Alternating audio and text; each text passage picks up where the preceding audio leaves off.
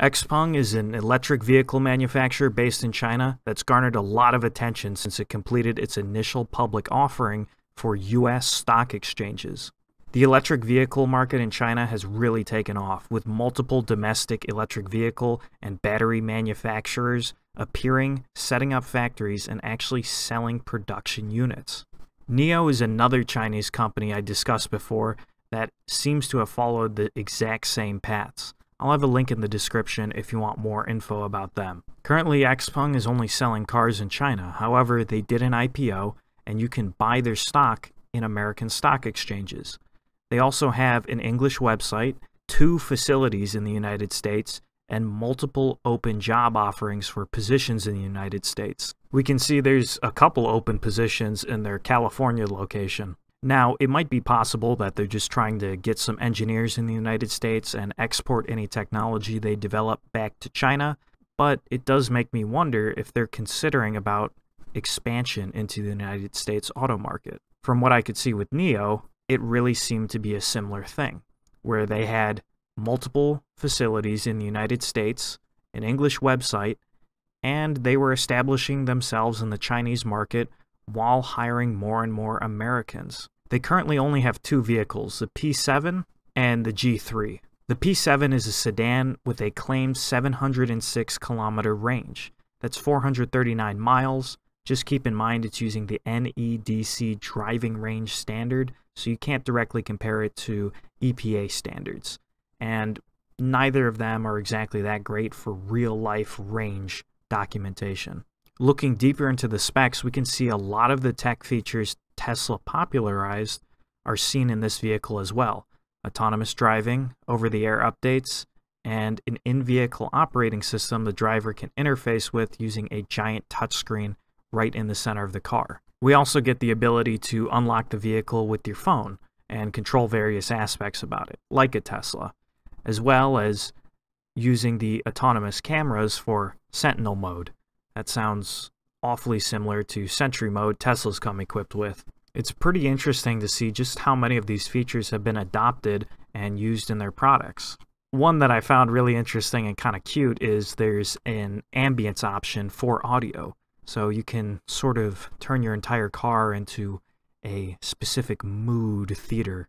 There are also a lot of comparisons drawn on the other aspects of the car, supposed German luxury sports style chassis, high performance Brembo brakes, double wishbone suspension, and claims of a very safe design in case of a collision. Now, I haven't driven the vehicle, so I can't make any huge claims about how it drives and handles, but if a lot of the things they're promising hold true, this is definitely going to be something that's impressive and fun. And a lot of this really does seem impressive, especially because this is a product that is actually being sold right now. And some might argue that they're ripping off or copying Tesla. In general, I would say that if a company comes up with a good idea, why not use it if nothing's stopping you from doing that? Tesla's actually talked about how their patents are open source, but there's some debate and issues on that I won't go into right now. But overall, I would say they do seem to have taken a fair bit of inspiration from Tesla, but I can't really fault a company for trying to make a good product. Tesla came up with a lot of good ideas and put them in a production car. However, there are allegations that it's more than just inspiration, that it's actual theft. Tesla is currently fighting a legal battle with this exact company, XPeng, that dates back to 2019, although there's been tons of updates recently. XPeng hired a Tesla autopilot engineer who quit to join the company's autonomous driving department. There's been a lot of back and forth, and the former Tesla engineer did admit to downloading Tesla's source code and uploading it to his personal iCloud account before he left. However, the employee also stated he deleted it before leaving to join XPeng. There's actually a remarkably similar incident with the same exact company, but with a former Apple employee who was a part of Apple's autonomous car project. And the FBI actually charged the Apple employee, and the case is currently in the court system. Now, both of these matters are still going through the courts. They could be frivolous lawsuits, or they could be legitimate. XPeng said they launched an internal investigation and apparently has handed over a fair bit of documentation. But even a rudimentary self-driving system is very complex. We are still years and years away from a true self-driving car. but these ultra-advanced driver assistant systems like Tesla Autopilot take astronomical amounts of work and programming talent to make. XPeng was founded in 2014, and having what appears to be a fairly sophisticated system in place is really surprising. I won't make any unwarranted claims, but I wouldn't be surprised if they make use of some of the Tesla source code. Although it does make me wonder how it would look considering Tesla has completely rewritten their source code now. Ultimately, the lawsuit and possible investigation from the authorities will hopefully be the ones to reveal the truth. When it comes to the big talking points about this company, I want to first start out with what impresses me about the company. They have multiple products, they are mass producing in a factory, and they're actually selling those products. That might sound obvious, but there are literally companies like NKLA which currently have a market cap over $9 billion when they have never sold a single vehicle. They don't have a factory, and from photos and videos of their factory site, we see they've essentially made no progress on production of that factory. A prototype is not impressive at all. It really isn't the hard part. The hard part is making multiples of something and making them at scale. Setting up a factory and the machines that make the manufacturing machines is very difficult, and what separates the men from the boys. The fact the company has actually done that and has sold around 20,000 cars already is a great sign. It shows that a company actually understands the most basic aspects of a vehicle company, making and selling vehicles. I also really like the products they're selling. Sedans are far less popular than they used to be, especially in the United States, but a sedan is a great all-around vehicle and is really a hallmark of any major manufacturer. They're also selling an SUV, the G3. It is a must-have if they want to expand in the American market in any significant way, like I suspect they want to do. Both of their vehicles cover large market segments, have solid safety features, look good, and have a lot of modern tech features, and most importantly, are actually in production. I've seen a lot of small electric car companies offering tiny three-wheel vehicles exclusively for sale in the United States. That is such an incredibly small market in the US. Cars as a whole have plummeted in popularity, and subcompact cars have been the absolute worst when it comes to that. People want SUVs and trucks for the most part. Most companies don't even sell subcompact cars in the US anymore. So offering something even smaller than that at prices that compete with regular compact cars is really playing a dangerous game, in my opinion. You're relying on an incredibly niche market. The vehicles I see offered from XPeng are things I can easily see being big sellers, assuming their claims are met and that they have good quality control. Now, let's get into the big risks that I see with the company and reasons why you might not want to invest in them, or they might be risky to invest in. The first and most obvious is it's a developing company. From 2019 and 2020, they have only posted a loss. This is not a company that's actually making money yet. Now, will the stock price go up when they start making money?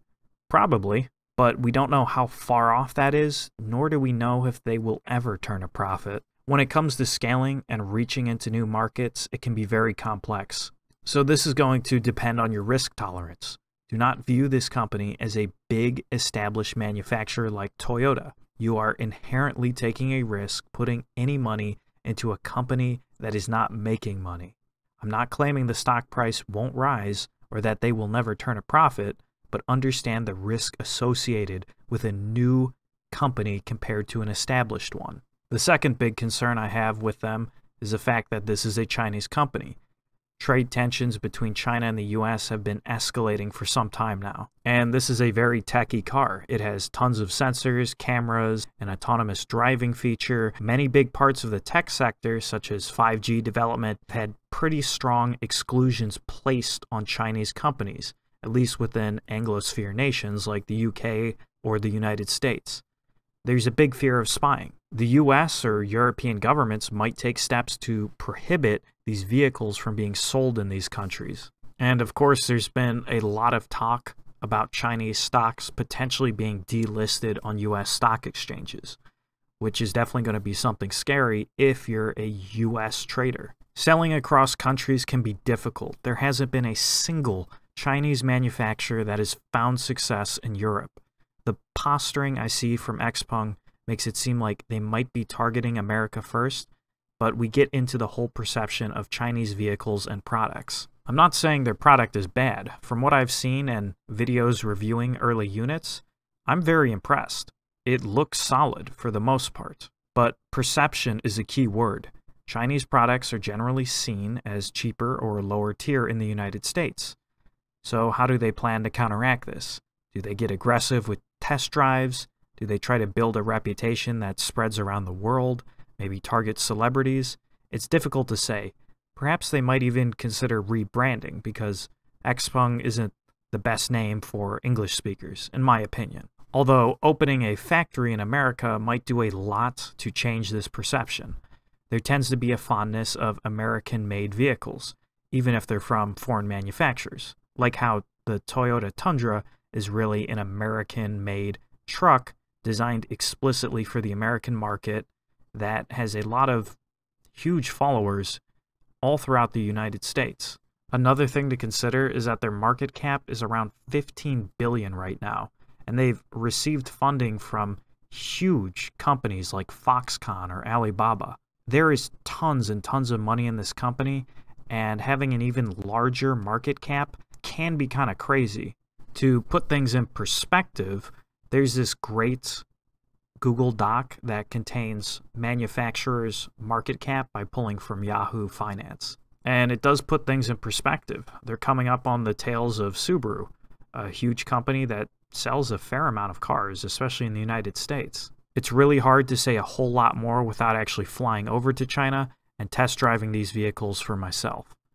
But they've done a lot that's impressive. I hope I've categorized the reasons why it's risky and the reasons why this might be a fantastic company in the future. If you're interested in getting into the market and investing, I have a link in the description below for signing up to Webull. Webull is a trading platform that has a mobile app, desktop app, and web app. Personally, I think they're a fantastic brokerage, and I use them all the time. If you sign up, you can get a free stock valued up to $1,600. If you deposit $100 or more, you'll receive another free stock.